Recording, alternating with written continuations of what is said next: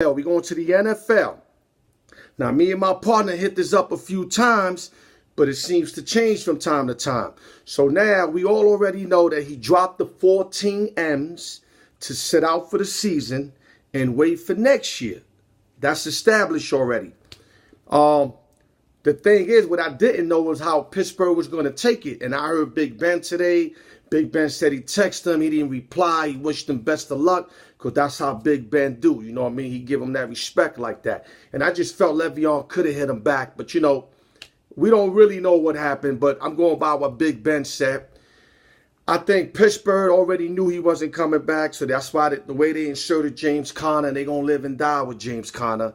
Who salute to the brother who overcame cancer from the Pittsburgh Panthers. I got a lot of respect and love for him.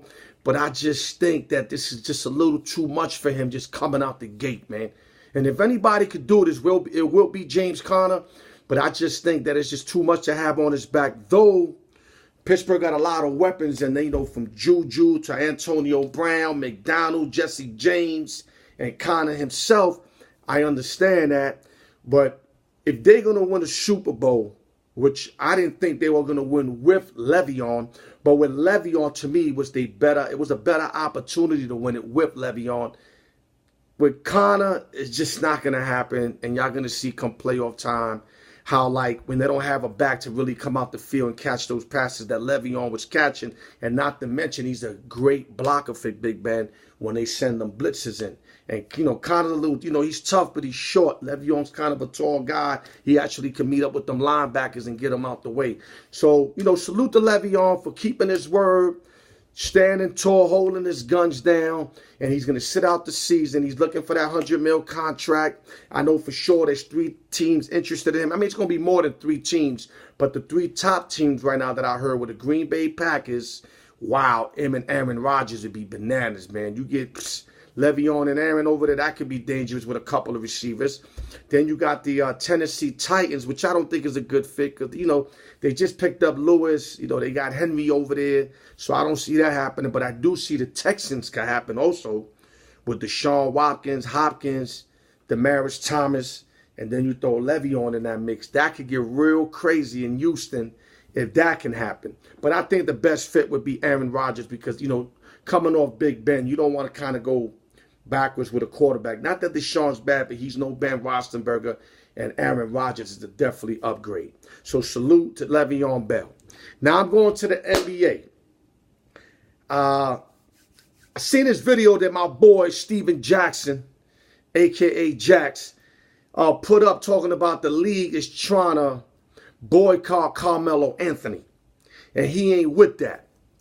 Now, I love me some Steven Jackson, man. Let me tell you, that's my dude. When he played in Golden State, I mean, I love him to now. You know me and that Ice Cube tournament, he over there fighting with coaches, him and Oakley ready to go at it. I mean, Steven Jackson's a real nigga, man. I can fuck with Steven Jackson.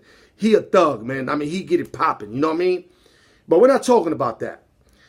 I disagree with Steven said. You know, I agree with him saying that they probably trying to boycott him. You know, because, you know, whatever Anthony did with Lala, whatever her name is, Layla Anthony. You know, he played a dirty with a stripper, got a stripper pregnant, whatever. All right, that's old news. But when he goes, yo, Melo's better than at least 50 players in the NBA. Steven Jackson, I know you think you looking out for him. My man, you just disgraced him when you said that, bro. Do you even hear what you said, dog? I know what you're trying to get at. They trying to boycott him, trying to say he's not good enough. The media's starting shit.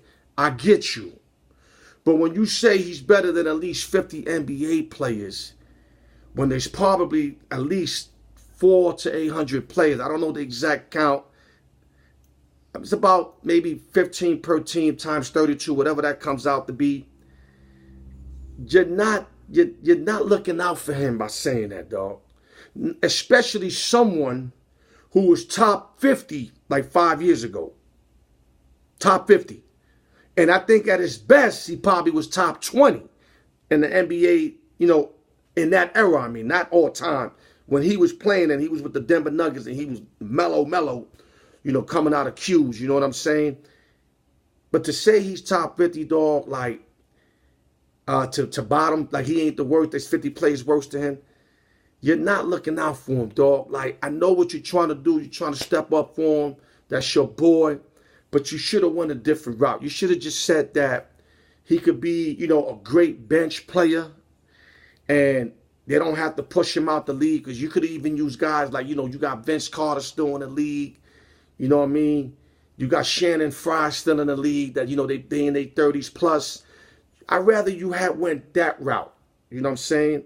Fareed, I don't know if Fareed's 30 yet, Kenneth Fareed, but he's playing like he's older. You know, use them analogies, because when you say there's, you know, 50 coming from a guy who's an all-star, you know, supposed to be like LeBron when he came out of college, it just was a bad look, Steven Jackson. I'm telling you right now, that was a bad look, man. But me personally, Melo has to know that he ain't Melo no more. If he wants to stay in the league, forget about fighting for playing time. Just be happy you got a job, dog, because you're not that dude no more, dog. I mean, I got numbers in front of me. From 2012, you declined the last 6 years but 1 year. And the 1 year you didn't decline, you basically matched the year before. Let me give you the numbers. 2012, he averaged 28.7. Knickerbockers, of course. 2013, 27.4. 2014, 24.2. 2015, 21.8. 2016, 22.4. That's the year that he actually went up a little bit, slightly. 2017, 16.2 with OKC. And this year, starting out with the Rockets, 13.4. So now you're on a huge decline. And it's a bad look for you, dog, because you basically just a scorer. Like, you got no defense. You're not a team player. I'm trying to see all the positive you bring. I mean, you may be an average rebounder. You are less than average passer. So if you're a scorer and you can't even do that no more, dog, then you tell me what the fuck it is. Because I'm confused how you arguing when you ain't dropping shit no more, dog. You're not banging them no more. And that's why when I went at it with my man DOC, I said maybe he need to be in a better team to get the weights off his back. Then maybe less pressure, he can them, right? I know it's early in the year, but even last year, Westbrook was holding the lone. George, you was their third guy, and I gave you a pass on the strength that Westbrook be hogging the ball. But what's your pass now, dog? You went like the other day, if I'm correct, like 2 for 13. Yo, dog, what's going on, Melo? Melo, man, you're not in the gym. You're not taking this serious. My thing, I got an advice for you, bro. I know the Godfather. I met the Godfather through my man DOC, man. I could talk to the Godfather for you. And since you like them strip clubs, man, maybe I can negotiate something there for a slight fee, man. Hit me up, man. Alyork Sports, Instagram, Facebook. Hit me up. I'll get you connected with the Godfather, and he get you in the strip club joint. Because I know you got bread. You could probably buy 10 strip joints and blow up that way. Because NBA right now, dog, you don't deserve to be there on the strength that I know you ain't in shape. You ain't giving it your all. Your shot dropped. So, my man, it's time for another career, Melo. I'm sorry. I used to be a big fan of yours, especially in New York. I love when we pulled that trade off. But, yo, it's the end, man. It's the end, dog. And now let's go to other news, man. Jimmy Butler. Jimmy Butler's really happy in Philly. It's real early. You know, it's just like when you meet that new girl. You open in the beginning. So he's open now. He's seen that he's got some players, you know, players playing hard. Ben Simmons, Joel Embiid, etc. It's not the process no more. I like what Colin Cowell said. You got to stop using that word. That's over with, especially now that they got Butler. Now it's either now or never. And I know y'all ain't going to win because when y'all lost those two shooters, like I said, in Ilyasova and Bellinelli, those were guys off the bench that could can all day. Your only real shooter you got is Redick. Jimmy could pull up from three, but he ain't money. He can hit those in clutch situations, but he not money throughout the duration of the game. You know, like Redick, Ilyasova was, and Bellinelli. So the fact that they ain't got a shooter come playoff time when the team stop pressing in that half-court offense, where they're going to have to start flinging that, is when you're going to see their weakness. So I got them 3 in the Eastern Conference behind Toronto and Boston, of course. So, but at least they're in the right direction because I think they got the core of the team now. And now they just got to get what you call role players. Get guys that can pull up and hit. Pull up. You could get that in the offseason. You could get that in free agency this season. I mean, they're out there. You get a bunch of shooters. Just get a bunch of shooters. Like Miami Heat did, Cleveland Cavaliers did. When LeBron went over, they got a bunch of shooters around them. Michael Jordan and them started that with Jud Butler, Steve Kerr, et cetera, Craig Hodges, et cetera. You know what I mean? So once they do that, I think they could be maybe time for number 2, but I won't have them number 1 overall. Not this year, maybe next year. And I hope that Jimmy Buckets gets his contract.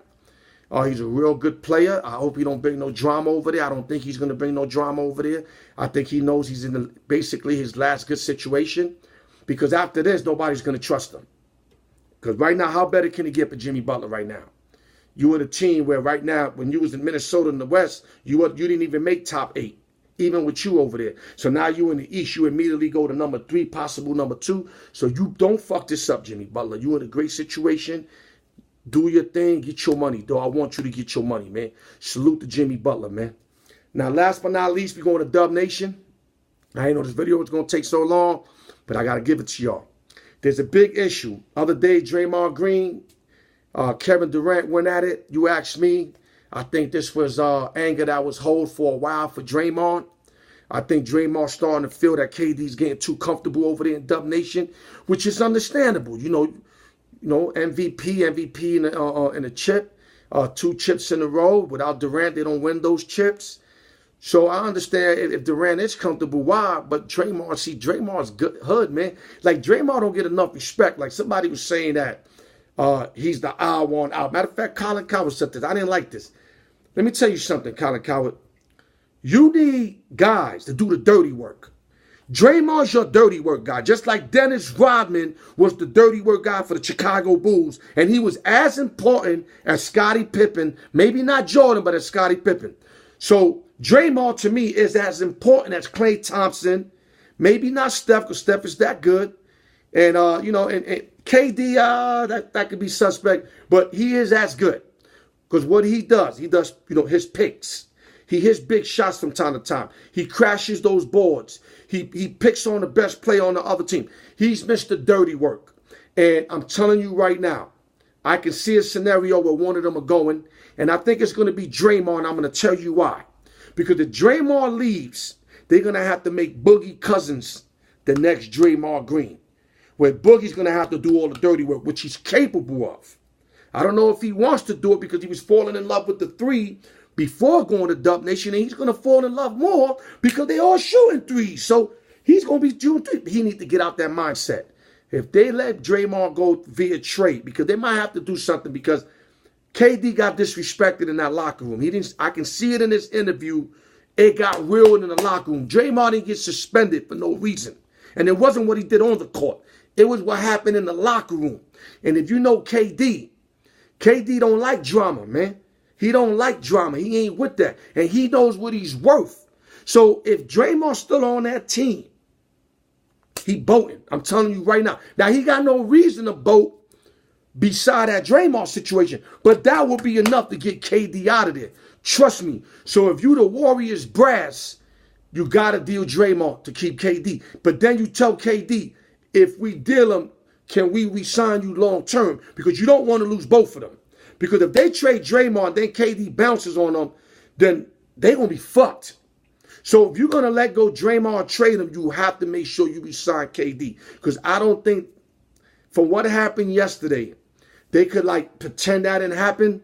But trust me, that's on KD's mind. Because Draymond told him some shit. Because the way he sat in that interview, I mean, he looked at disgruntled, like, you know what, I'm going to ride out this year, get another ring, and I'm out.